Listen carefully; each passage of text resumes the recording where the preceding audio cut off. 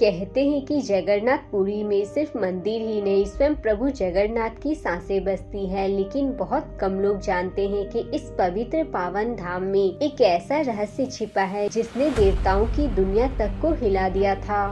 आज से हजारों वर्ष पहले जब भगवान जगन्नाथ अपने बड़े भाई बलभद्र और छोटी बहन सुभद्रा के साथ पूरी धाम में विराजमान हुए, पूरा वातावरण एक दिव्य प्रकाश से फैल गया था। मंदिर के ही पास समुद्र देव विराजमान है। वे प्रत्येक दिन सुबह विनम्रता से प्रभु जगन्नाथ के चरण छूने आते थे।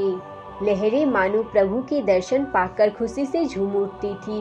पहले पहले तो यह दृश्य सबके लिए बेहद मनमोहक था, लेकिन समय के साथ समुद्र देव का प्रेम सीमा पार करने लगा। एक दिन समुद्र देव इतनी तीव्र गति से आगे बढ़े कि पूरी नगरी को जलमग्न कर दिया।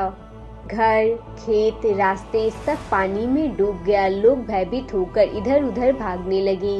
देवताओं में भी हलचल मच गई। किसी को समझ नहीं आया कि समुद्र देव जैसे इतने शांत देवता इतना प्रचंड रूप कैसे धारण कर लिया और क्यों।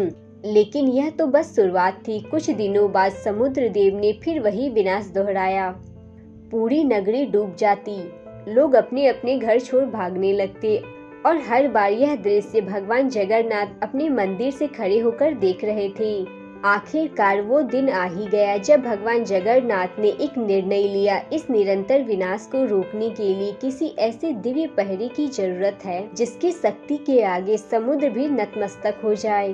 तब काफी सोच विचार कर भगवान जगन्नाथ ने अपने सबसे प्रिय भक्त, इस कलयुग के सबसे शक्तिशाली योद्धा पवन पुत्र हनुमान को बुलाया। भगवान बोले, हनुमान तुम समुद्र के किनारे पहरा दो। जब तक तुम हो कोई लहर विनाश बनकर मेरे भक्त को कष्ट नहीं दे सकता। तो हनुमान जी ने सिर झुकाकर कहा, हे प्रभु ये तो मेरा सौभाग्य है। और जैसे ही महाबली हनुमान जी ने अपनी गदा उठाकर पहरा देना शुरू किए, समुद्र में मानो जैसे लहरें उठना बंद हो गया हो। समुद्र देव शांत हो गए। पूरी नगरी फिर सुरक्षित हो गई। लेकिन समुद्र देव ने जगन्नाथ जी के सामने एक शर्त रखी थी कि जब तक हनुमान जी यहाँ पर है तब तक ही मैं शांत रहूंगा। और भगवान इस बात का महत्व बताना भूल गए।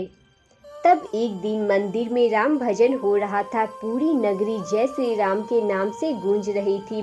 भक्तों का प्रेम और उनका समर्पण पूरी नगरी को स्वर्ग बना रहा था। बजरंगबली दूर समुद्र तट पर पहरा दे रहे थे, लेकिन जैसे ही उनके कानों में राम नाम गूंजा, उनकी आंखों में एक गजब सी चमक दिखी। तो उन्होंने सोचा कि राम भजन सुनने का अवसर मिले और मैं यहाँ पहरा दूं, ये कैसे हो सकता है। राम भक्तों का हृदय सब नियमों से ऊपर होता है और स्वयं हनुमान जी ठहरे सबसे बड़े राम भक्त। वे सब कुछ छोड़कर सीधे मंदिर के अंदर प्रवेश कर गए और राम भजन में ऐसे लीन हो गए कि उन्हें समय का पता ही नहीं चला। उधर समुद्र देव ने मौका देखकर प्रचंड लहरों के साथ पूरी नगरी के अंदर प्रवेश कर गए। नगरी तीसरी बार फिर डूब गई। लोग त्राहिमाम होकर अपने अपने घरों से भागने लगे। मंदिर तक पानी पहुंच गया। भगवान जगन्नाथ ने यह दृश्य देखा और पहली बार प्रभु ने समझा कि भक्ति और कर्तव्य दोनों में संतुलन बनाना भगवान का ही धर्म है। प्रभु जगन्नाथ स्वयं समुद्र तट पर पहुँचे। तभी बजरंगबली भी राम भजन सुनकर लौट रहे थे। उन्हें देखते ही सिर झुकाकर बोले, हे प्रभु मुझसे बड़ी भूल हो गई। ये देखकर भगवान ने उनका हाथ पकड़ा और कहा, हनुमान आज मैं स्वयं अपने प्रिय भक्त को कर्तव्यों की बेड़ी में बांधता हूँ, क्योंकि अगर तुम ऐसे ही भजन सुनने चले जाओगे तो मेरे भक्तों का विनाश ही होता रहेगा। तभी प्रभु जगन्नाथ ने महाबली हनुमान जी को सोने की जंजीरों से अपने प्रेम के बंधन में बांध दिया।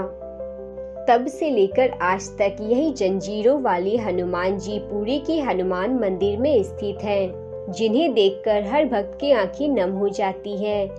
तब से समुद्र देव भी शांत हो गए, लेकिन उनकी लहरों की प्रचंड आवाज मंदिर तक पहुंचती थी। आवाज इतनी तीव्र थी कि स्वयं प्रभु जगन्नाथ रात में सो नहीं पाते थे। तब बजरंगबली ने समुद्र देव से प्रार्थना करके कहा कि मेरे प्रभु को आपकी लहर की आवाज से नींद नहीं आती, तो कृपा करके लहरों की आवाज को कम करें। समुद्र देव ने कहा, हनुमान, इसमें मेरी गलती नहीं है, यह तो तुम्हारे पिता पवन देव की गति है। तुम उनसे कहो कि वो यहाँ ना आए। तब हनुमान जी ने पवन देव से प्रार्थना करके कहा, पिताश्री, कृपा करके आप पूरी धाम में मत आइए, आपकी गति से मंदिर हिलने लगता है। पवन देव मुस्कुराए और बोले, पुत्र, यह असंभव है। मैं तो 5 तत्वों में से एक हूँ, मुझे सब जगह प्रवाहित होना होता है, लेकिन प्रभु जगन्नाथ के लिए मैं नियम बदल सकता हूँ। तब उन्होंने कहा, आज से मैं पूरी धाम में विपरीत दिशा में प्रवेश करूँगा, ताकि मंदिर में कोई कंपन या शोर ना हो। और तब से लेकर आज तक पुरी का ध्वज उल्टी दिशा में लहरता है। यह किसी सामान्य हवा का प्रभाव नहीं, यह स्वयं पवन देव का समर्पण है। और समुद्र जो बिल्कुल पास है, वह भी अब पुरी धाम में प्रवेश नहीं करता। जगन्नाथ धाम आज भी सुरक्षित है। जहाँ प्रभु ने हनुमान जी को कर्तव्यों की बेड़ी में बांधा था, वहीं आज बेड़ी हनुमान मंदिर स्थित है। और ये कहानी सिर्फ कथा नहीं, यह संदेश है कि भक्ति महान है, परंतु कर्तव्य कभी कभी भगवान से भी बड़ा बन जाता है। जो भी भक्त प्रभु जगन्नाथ को सच्चे दिल से मानते हैं, कमेंट में जय जगन्नाथ जरूर लिखें।